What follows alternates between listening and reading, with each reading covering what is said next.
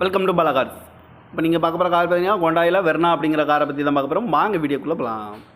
இந்த கார் பார்த்தீங்கன்னா ஹோண்டாயில் வெர்னா, என்னோட மாடல் பார்த்தீங்கன்னா 2013 மாடல். இதோட வேரியன்ட் பார்த்தீங்கன்னா XS 1.6 அப்படிங்கிற வேரியன்ட் தான். ஓனர் பார்த்தீங்கன்னா 3 ஓனர் வரும்னு. இது ஒரு டீசல் வண்டி தான்.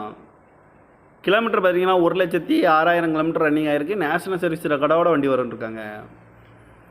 இதுக்கு இன்சூரன்ஸ் பண்ணிங்கன்னா 27/9/2024 வரைக்கும் இன்சூரன்ஸ் எடுத்து வச்சுருக்காங்க.